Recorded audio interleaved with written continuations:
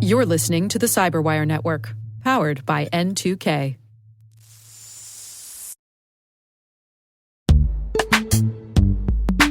And now, a message from our sponsor, Zscaler, the leader in cloud security. Enterprises have spent billions of dollars on firewalls and VPNs, yet breaches continue to rise by an 18% year-over-year increase in ransomware attacks and a $75 million record payout in 2024. These traditional security tools expand your attack surface with public-facing IPs that are exploited by bad actors more easily than ever with AI tools. It's time to rethink your security. Zscaler Zero Trust plus AI stops attackers by hiding your attack surface, making apps and IPs invisible, eliminating lateral movement, connecting users only to specific apps, not the entire network, continuously verifying every request based on identity and context, simplifying security management with AI-powered automation, and detecting threats using AI to analyze over 500 billion daily transactions. Hackers can't attack what they can't see. Protect your organization with Zscaler Zero Trust and AI. Learn more at zscaler.com/security.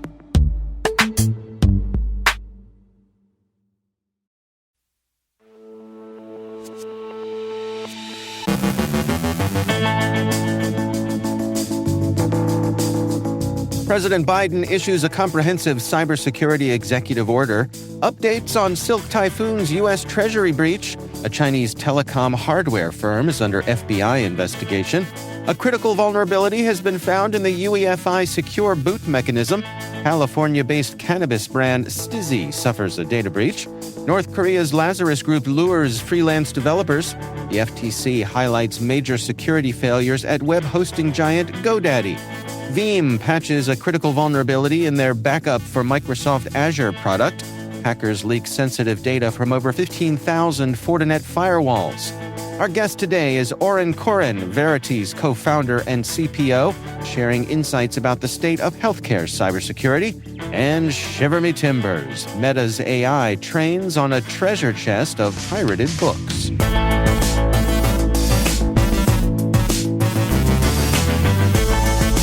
It's Thursday, January 16th, 2025. I'm Dave Bittner, and this is your Cyberwire Intel Briefing.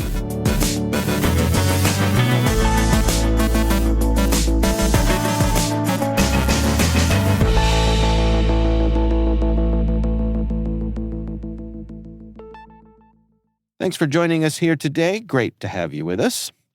As expected, President Joe Biden, just days before leaving office, issued a comprehensive cybersecurity executive order to bolster the U.S. government's digital defenses. The directive mandates stronger network monitoring, secure software development, and stricter protections for cloud and IoT systems. It emphasizes using AI for cybersecurity, with programs to safeguard critical infrastructure and analyze threats. Agencies must adopt digital identity tools, secure open-source software, and prepare for post-quantum cryptography. Key measures include requiring software vendors to prove secure practices, empowering the Cybersecurity and Infrastructure Security Agency to conduct threat hunting, and reducing reliance on dominant IT providers. The order also introduces consumer IoT labeling and prioritizes research on AI security. The directive seeks to address vulnerabilities exposed by incidents like the SolarWinds hack. However, its future depends on the incoming administration, which has yet to define its cybersecurity approach or appoint key officials. The order aims to set a strong foundation for continued improvements. Bloomberg has an update on the Chinese state-sponsored hackers identified as Silk Typhoon, who breached the U.S. Treasury Department, compromising 419 computers and accessing sensitive unclassified data. The attackers targeted staff involved in sanctions, international affairs, and intelligence, stealing usernames, passwords, and over 3,000 files, including policy documents, sanctions material, and law enforcement-sensitive data. They also accessed information on investigations by the Committee on Foreign Investment in the U.S. The breach occurred between September and November and exploited contractor Beyond Trust's systems. Investigators found no evidence of malware or long-term infiltration into classified systems. Treasury reported the attack to CISA and sought FBI assistance. Congress was informed of the breach, with officials conducting a damage assessment and considering alternatives to Beyond Trust. China denied involvement, calling the allegations groundless. Treasury employees will brief the Senate Banking Committee, while Beyond Trust's systems remain offline. The U.S. Commerce Department and FBI are investigating Bicell's Technology, a telecom hardware firm founded in China by former Huawei executives, over potential national security risks, Reuters reports. Bicell's, established in 2014, supplies equipment for mobile networks across all U.S. states.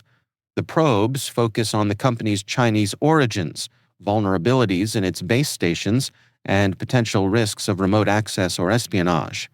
The Pentagon recently listed Bicell's as linked to Chinese military, while CISA flagged security flaws in its products. FBI concerns date back to 2019, including warnings to customers near sensitive U.S. sites. Despite claims of independence from its Chinese parent, critics allege Bicell's is managed from China, with most equipment sourced from Chinese suppliers. Bicell's denies security risks and say they cooperate with investigators, but scrutiny reflects ongoing fears about Chinese telecom firms compromising U.S. infrastructure. Federal agencies and customers remain wary. A critical vulnerability has been found in the UEFI Secure Boot mechanism, impacting most UEFI-based systems. Discovered by ESET, the flaw allows attackers to bypass secure boot protections and deploy malicious bootkits like BootKitty and Black Lotus, even on systems with Secure Boot enabled. The issue lies in a UEFI application signed by Microsoft, which improperly uses a custom loader instead of secure UEFI functions. Affected software includes recovery tools from vendors like Haoyar, Greenware, and Radix. Exploitation grants attackers persistent undetected access during boot by replacing legitimate bootloaders. Microsoft revoked vulnerable binaries in its January 2025 Patch Tuesday update. Users are advised to update systems, ensure secure boot databases are current, and audit UEFI configurations. Though no real-world attacks have been observed, this vulnerability highlights concerns over third-party UEFI security practices and Microsoft's code signing process. California-based cannabis brand Stiiizy is notifying 380,000 individuals of a data breach stemming from a vendor's cyber attack. Between October 10th and November 10th of last year, attackers accessed systems at the vendor, stealing personal information tied to 4 Stiiizy locations in San Francisco, Alameda, and Modesto. Compromised data includes government ID details, medical cannabis cards, transaction histories, and more. Stiiizy suspects ransomware, as the Everest ransomware group claimed responsibility, leaking some stolen records. Stiiizy is offering affected individuals 12 months of free credit monitoring. North Korean hackers, specifically the Lazarus group, are targeting the software supply chain in a campaign dubbed Operation 99, according to Security Scorecard. The campaign lures Web3 and cryptocurrency developers via fake LinkedIn profiles offering freelance projects. Victims are directed to clone malicious GitLab repositories, which connect to attackers' command and control servers, deploying custom malware tailored to each victim's platform, be it Windows, macOS, or Linux. The malware steals files, credentials, clipboard data, and keylogs, maintaining persistence through advanced encoding and modular frameworks. Lazarus's goal is to compromise developer workflows, steal intellectual property, and access cryptocurrency wallets. The campaign is part of North Korea's broader strategy to fund its regime, reportedly stealing $1.34 billion in cryptocurrency in 2023 and $660 million in 2024. The operation exemplifies the growing sophistication of North Korean cyber tactics to exploit trust and disrupt critical supply chains. The Federal Trade Commission has identified major security failures at web hosting giant GoDaddy, attributing multiple data breaches from 2019 through 2022 to inadequate cybersecurity practices. A proposed FTC settlement requires GoDaddy to overhaul its security measures, including implementing robust information security programs, real-time event analysis, and mandatory multi-factor authentication for employees and third parties. The breaches exposed sensitive data, including customer credentials, credit card numbers, and websites, affecting millions of small businesses and their customers. The FTC alleges that GoDaddy failed to manage assets, update software, monitor security events, and segment shared hosting environments, leaving customers vulnerable to malware, data theft, and website compromises. The proposed order prohibits misleading security claims and mandates annual security testing. Although no financial penalty is included, non-compliance could result in significant fines. A critical vulnerability has been identified in Veeam backup for Microsoft Azure, affecting versions up to 7.1.0.22. This high-severity flaw enables unauthenticated attackers to exploit a server-side request forgery weakness, allowing unauthorized network enumeration and potential follow-up attacks. Veeam discovered the issue during internal testing and released a patch to address it. Users are urged to update their systems immediately to mitigate risks.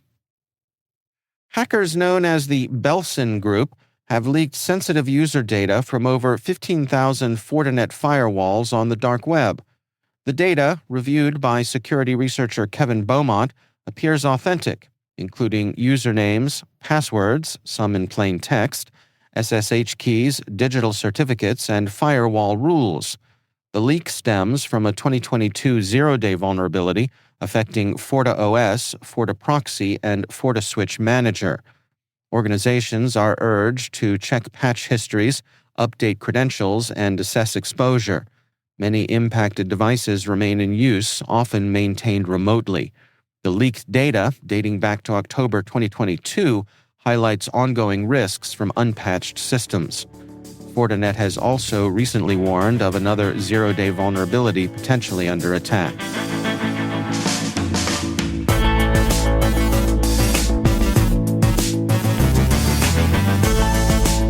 Coming up after the break, my conversation with Oren Koren, Veriti's co-founder, speaking about healthcare cybersecurity, and Shiver Me Timbers, Meta's AI trains on a treasure chest of pirated books.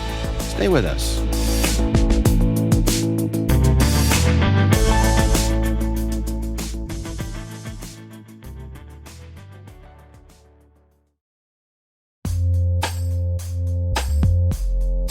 And now, a word from our sponsor, KnowBe4. It's all connected, and we're not talking conspiracy theories. When it comes to InfoSec tools, effective integrations can make or break your security stack. The same should be true for security awareness training. KnowBe4, provider of the world's largest library of security awareness training, provides a way to integrate your existing security stack tools to help you strengthen your organization's security culture. KnowBe4's Security Coach uses standard APIs to quickly and easily integrate with your existing security products from vendors like Microsoft, CrowdStrike, and Cisco, 35 vendor integrations and counting. Security Coach analyzes your security stack alerts to identify events related to any risky security behavior from your users. Use this information to set up real-time coaching campaigns targeting risky users based on those events from your network, endpoint, identity, or web security vendors. Then coach your users at the moment the risky behavior occurs, with contextual security tips delivered via Microsoft Teams, Slack, or email. Learn more at knowbefore.com/securitycoach. That's knowbefore.com/securitycoach. And we thank KnowBe4 for sponsoring our show.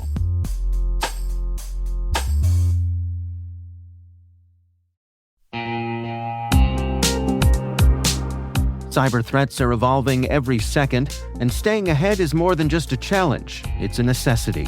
That's why we're thrilled to partner with ThreatLocker, the cybersecurity solution trusted by businesses worldwide. ThreatLocker is a full suite of solutions designed to give you total control, stopping unauthorized applications, securing sensitive data, and ensuring your organization runs smoothly and securely. Visit threatlocker.com today to see how a default deny approach can keep your company safe and compliant.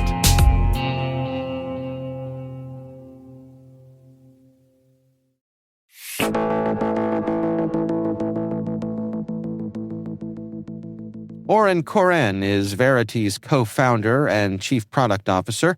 I recently caught up with him for insights on the state of healthcare cybersecurity. I think what we've seen in 2024 and 2023 will be the same, but with another layer of complexity. First of all, the same, they will be still a main target, because in some cases it's easier to hack a hospital. And if you want, I can explain that. But the second piece is, we are seeing so many hospitals and healthcare institutes are starting to use AI outside of their own boundaries. That means saving, sending, sharing our own personal data within external AI solutions or advanced processes. And those, I believe, will become the targets, because if the data was stored inside the hospital, and again, we can talk about how easy or not is it to get in, but now maybe we don't need to get in as an attacker. From an attacker perspective, you just need to go to the center of the data that is outside of the organization. I believe that will be we will see a massive increase in 2025 for that. Well, let's go at those one at a time. I mean, starting with the notion of the hospital itself, the healthcare organization being a attractive target. We talk about how they have that combination of perhaps not being as fully funded as other organizations, and also obviously having a critical mission. That is par for the course these days. That has not changed over the past few years, right? And it will not. The example for that is, me and my other co-founder, Adi, we went to a healthcare institute for a discussion, just a security discussion, not something related to the product. And I've asked the CISO and the CIO, can you please grant me access to your security control just for a second? I just want to see what actually you do with them. Are you using them? The answer was definitely yes. And when we've logged in to the different layers of security, everything was turned off. It's like 100% turned off. I looked at them and I said, that's on you. You understand that, right? And in 2-3 months home, we'll get in. They said yes, but they might get in, but no one will die, because the security controls that we have will not take down the MRI. Like, what we see in hospitals or healthcare is that they cannot patch, because mainly compliance, because the MRI that is on Windows Vista or something will not be patched for the next 8 years until the next episode of compliance processes. That means they have the vulnerability, they have the risk or the exposure, and they cannot upgrade with all of the known processes.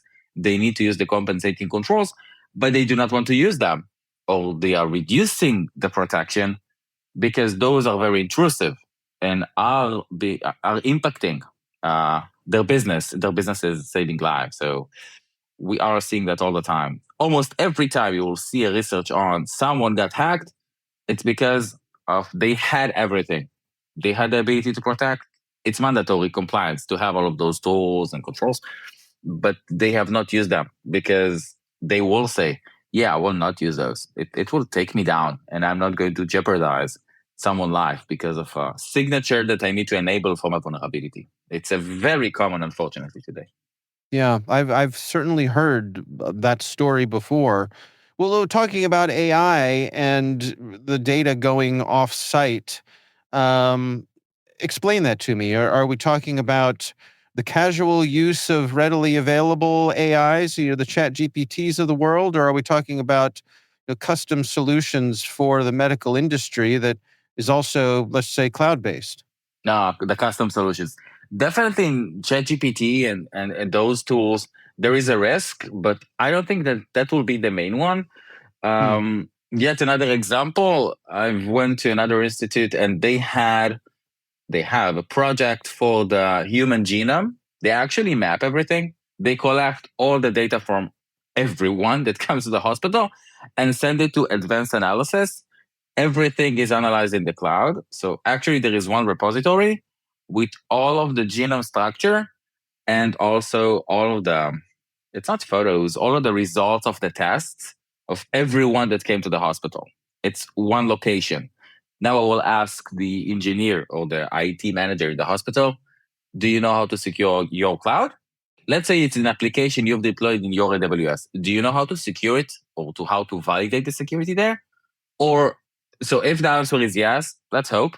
If the answer is no, okay, use the CSPM first because you've moved to the cloud. And if it's an external service, external application that you use, that means the hospital might not be the target. They will just target someone else, an external resource, or even a startup that is doing that might have security, might not. And in one place, they will be able to collect all the data or to encrypt all of it. And in some cases, it's human life because the MRI analysis today is using AI inside the systems that are inside the hospital, but also outside. So would you pay $1 million for someone's life if you need to pay the ransom or not? That's, I think, a crucial question that we'll see even more, but not by attacking the hospitals themselves, but the external locations where the data is stored. Well, I mean, given these realities, the things that we've laid out here, what are your recommendations then? I mean, what is there for these organizations to do? Let's start with the AI. When you're moving to the cloud, you cannot assume you know what you do. You've deployed firewalls and routers and the EDR and the WAFs of the globe, and you've done that for the last 20 years. And you're amazing at that. As a CISO, you've done that in your career, and then you got the CISO position, and now you actually know how to manage it, how to define the security, and how to enforce it, or how to validate the team is doing their job. But when you're moving to the cloud, it's almost the same, but it's different. Someone needs to know what to do there. And the engineer that worked for the last 20 years at the hospital still needs to work there. You still have the infrastructure, but you need someone else that have the expertise. And what I've seen from the US government standpoint, in a flight I've done with someone from Microsoft, they finished a project with the US government that the US government is giving an MSSP service to the hospitals without any payment to help them. Use those service providers. You don't have enough budget to hire all the DevOps you need. So my recommendation will be, if you have those projects, and it's very easy to map today if data is being sent outside or saved or stored outside, or hire the relevant ones. And first of all, use the CSPM, run a CSPM to understand if there is a misconfiguration there. But second, move to services, because probably you will not be able to hold the manpower. They will not go to work at a hospital. They will go to a big firm or a big tech company if you want strong DevOps. So that's for the AI. For the organizations themselves, the exposure management and remediation today, and it was defined by Gartner as CTEM, continuous threat exposure management, is something that everyone needs. But in healthcare, the idea of CTEM, and I think it's a very important thing to focus on, is let's scope ourselves on what is important to protect, what are my assets or important assets. Let's understand if I have the way to protect them. And then let me protect them with what I have. It's actually a circle of 5 steps. I'm seeing CTEM as something that, again, continuous threat exposure management is something that is very common today in lots of discussions with C-levels. But what they need to realize or understand is it's not about budget or buying more controls. They don't need more. They actually need to use what they have. Veriti is one way, and we are doing the remediation piece, validation piece, find the gap and then resolve it. But just to be aware that you have the controls to protect, and it's your responsibility, that's the first step. That's Oren Koren, Veriti's co-founder and chief product officer. We have a link to their State of Healthcare Cybersecurity 2025 report in our show notes.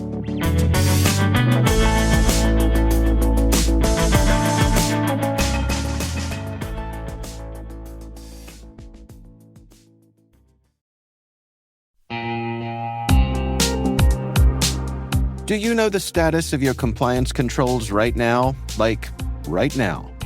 We know that real-time visibility is critical for security, but when it comes to our GRC programs, we rely on point-in-time checks.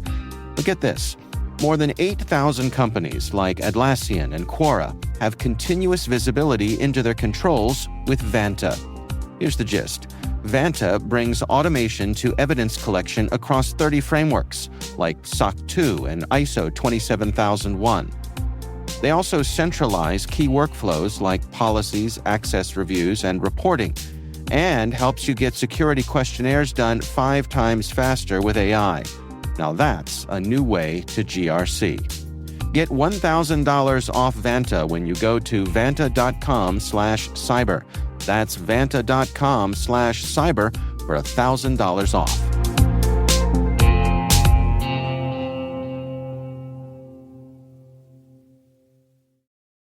This episode is brought to you by Indeed.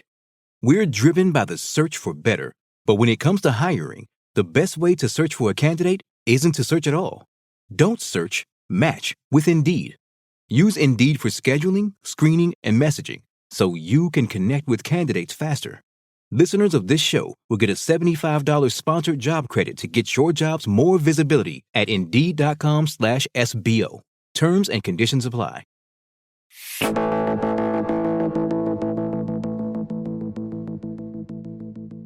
And finally, Meta's legal troubles have deepened as new evidence exposes the company's reliance on pirated content to train its AI models, marking a major escalation in its copyright infringement case. Unredacted court documents reveal Meta's AI team used LibGen, a notorious repository of pirated books, to train its models. The lawsuit, filed by authors including Richard Kadri and Sarah Silverman, claims Meta knowingly leveraged stolen works. The court slammed Meta's excessive secrecy, accusing it of seeking to avoid bad PR rather than protecting business interests. Internal exchanges reveal employees' concerns over torrenting pirated data on corporate devices, and even escalations to CEO Mark Zuckerberg, who allegedly approved its use. Meta also seeded pirated files, effectively becoming a distributor of stolen material. Meta's arguments hinge on fair use, but the revelations could significantly bolster the plaintiff's case, including potential Digital Millennium Copyright Act violations. The scandal underscores Meta's cavalier approach to intellectual property and its shaky defense against claims of exploiting shadow libraries. Move fast and pirate things.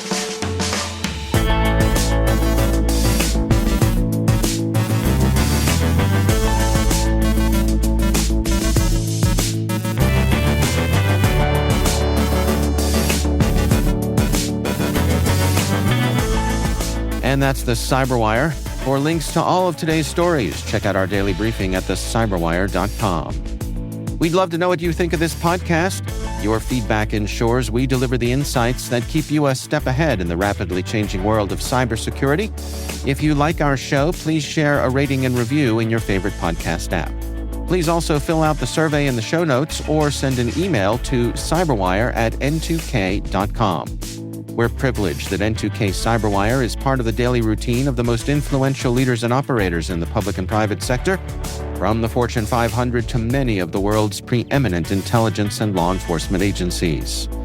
This episode was produced by Liz Stokes. Our mixer is Trey Hester, with original music and sound design by Elliot Peltzman. Our executive producer is Jennifer Eiben. Our executive editor is Brandon Karp. Simone Petrella is our president, Peter Kilpie is our publisher, and I'm Dave Bittner. Thanks for listening. We'll see you back here tomorrow.